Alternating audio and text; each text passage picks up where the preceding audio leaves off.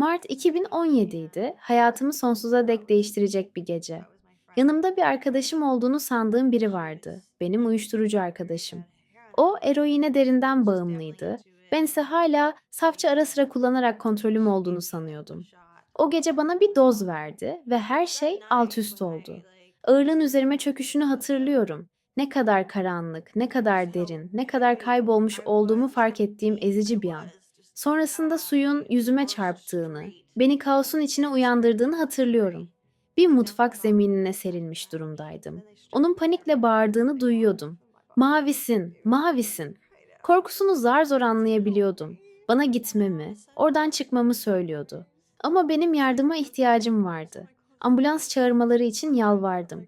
Korkudan reddetti, yetkililerden, uyuşturucuyla yakalanmaktan, benim onun dairesinde ölmem halinde başına geleceklerden dehşete düşmüştü.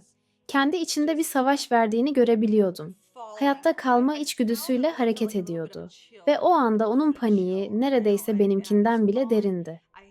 Bunun yerine o ve bir arkadaşı cansız bedenimi Missouri, Springfield'deki karanlık bir sokağa sürüklemeye çalıştılar. Direndim, 911'in aranmasını istedim. Sonunda kabul ettiler ama beni terk etmeden önce eşyalarım elimden alınmış, bir çöpmüşüm gibi soğuk kaldırıma atılmış halde. Çaresizlik içinde "İsa yardım et" diye haykırdım. Ve işte o zaman başladı. Her şey karardı. Uykunun karanlığı değil, mutlak bir boşluk. Sonsuz bir uçuruma düşmek gibi. Sessizlik kulakları sağır ediciydi. Derime baskı yapan, dehşeti daha da yoğunlaştıran bir boşluk. Kendi kalp atışımı bile duyamıyordum. Sanki hayatın özü benden sökülüp alınmıştı. Önce soğuk, sonra sıcak. Yanan, baskıcı bir sıcaklık gittikçe artıyordu. Ben ise daha da derine düşüyordum. Panik dalgası yükseldi. Daha önce hiç bilmediğim bir yoğunlukta.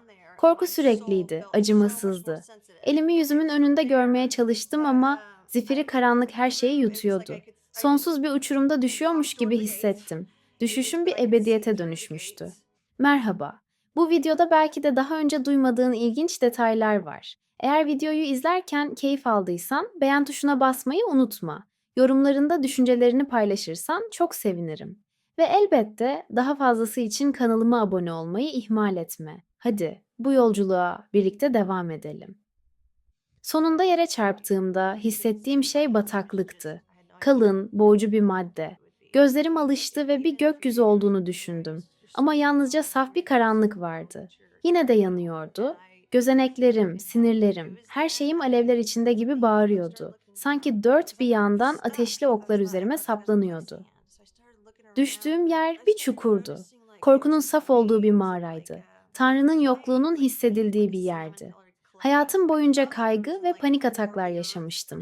Ama bu tarif edilemez bir şeydi. Milyarlarca kat daha kötüydü ve hiç bitmiyordu. Hiçbir rahatlama, hiçbir kaçış yoktu. Ve en kötüsü bunun sonsuza dek süreceğine dair korkunç bir kesinlik hissiydi. Yukarı baktığımda siyahlaşmış kapıları gördüm. Kömürleşmiş ve burulmuşlardı. Saf kötülük yayıyorlardı. Ötesinde sonsuz bir ateş çukuru uzanıyordu. Alevleri göremesem de ışıklarının titreşimini görebiliyordum. Ölçülemez bir derinliğe işaret ediyorlardı. Ruhum gerçeği biliyordu. Cehennemdeydim. Sıkışmıştım. Balçık gibi bir zemine batıyordum. Pembe, somon renginde. Sanki dünyanın çekirdeğindeydim. Korku, umutsuzluk ve yalnızlık dalga dalga üzerime çöküyordu. Ve sonra hayatım gözlerimin önünde tekrar oynamaya başladı. Her günahım, her hatam, her pişmanlığım. Çok gürültülüydü, kulakları sağır ediciydi. Sanki düşüncelerim milyarlarca kez yükseltilmiş gibiydi. Yalnızlık ezici bir şeydi, en ufak bir rahatlık. Hatta yakıcı umutsuzluğu yatıştıracak bir nefes bile yoktu. Acı, duygusal, ruhsal ve fiziksel olarak aynı anda yaşanıyordu. Duygusal olarak yaşadığım her kalp kırıklığı, her reddedilme anı ve her pişmanlık aynı anda üzerime çöküyormuş gibi hissettim. Çıplak ve kaçınılmaz. Ruhsal olarak umut ve lütfun olması gereken yerde derin bir boşluk vardı. Yerini ezici bir sonsuz terk edilmişlik duygusu almıştı. Fiziksel olarak ise bedenim, eğer buna beden denebilirse, tarifsiz bir acı içindeydi. Sanki her sinir ucu alevler içinde yanmıyor da Etin ötesine geçip varlığımın en derin noktalarına ulaşan soğuk, amansız bir ateşte dağlanıyordu. Annemi düşündüm. Benim için yıllarca dua eden imanlı annemi. Onun sesi zihnimde yankılandı, yalvarıyordu. Lisa, İsa'ya geri dön. Ve o anda beni kurtarabilecek tek gerçeği görmezden geldiğimi anladım. Onun dualarının hatırası bir can simidi gibiydi.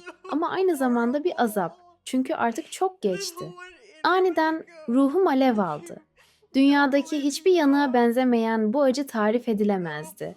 Varlığımın her parçasını tüketen bir azap. Çığlık atıyordum ama çığlıklar sadece zihnimdeydi. Sonsuz ve delirtici. Dişlerim kenetlenmiş, ağzım kuruydu. Bir damla su için her şeyimi verirdim. Acı, duygusal ızdırap asla dinmiyordu. Yaşadığım her kalp kırıklığı ve umutsuzluk milyarlarca kez daha yoğun bir şekilde üzerime çöküyordu. Bu ızdırabın özüdür, umudu yok etmek ve yerine sonsuz çaresizlik koymak için tasarlanmış bir işkence. Azabımın ortasında bir kez daha haykırdım. İsa, İsa, yardım et.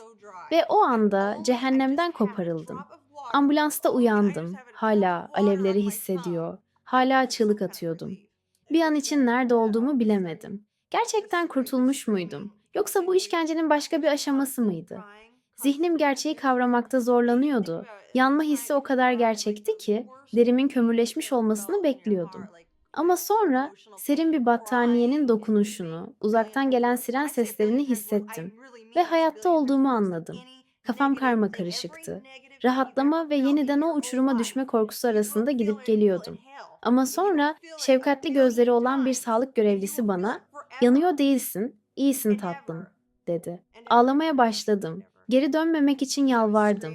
İsa'dan beni affetmesini ve kurtarmasını diledim. Bu dönüşümümün başlangıcıydı.